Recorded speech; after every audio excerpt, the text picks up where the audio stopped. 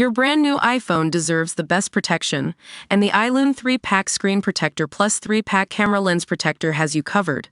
Don't take risks with your iPhone. Click the link in the video description to shop now on Amazon. What's good, everybody? It's your boy, your Funk Royalty Files host. Today we're talking about a whole thing that went down in the Royal Court of England. You know, with Prince Harry and all that. So, let's get into it.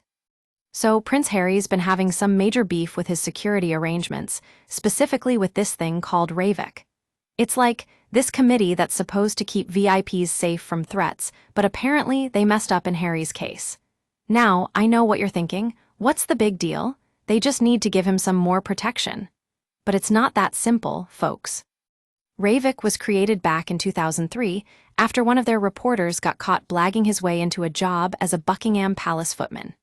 Yeah, it sounds like a movie plot, but it led to a major review and Ravec being born.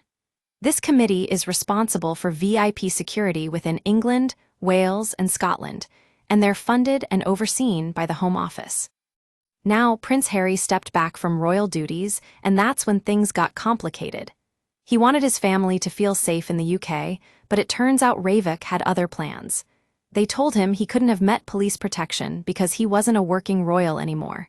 Can you imagine? You're trying to protect your family, but they just brush you off.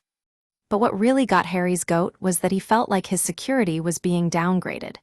He'd get 28 days' notice before returning to the UK, which is way too long for someone with a history of paparazzi chasing him around. It was like, hey, I'm trying to keep my family safe here. So, Harry launches this judicial review, claiming Ravec had acted unlawfully and treated him unfairly. But let's break it down, folks. The courts ruled that Ravec followed its own policies and guidelines, which were put in place by the Home Office. It was a pretty straightforward decision. Now, I know some of you might be thinking, but what about all those times Harry got chased by paparazzi? Doesn't he deserve more protection? And yeah, it's frustrating to see someone getting harassed like that. But Ravec's job is to protect VIPs from people with hostile intent, not photographers breaching his privacy. The courts described some of Harry's submissions as having a distinct air of unreality. That's like saying, hey, buddy, your arguments just don't add up. And let me tell you, it sounds about right. So, what can we learn from this whole thing? Well, for one, Ravec is a pretty complex system, and it's not always easy to navigate.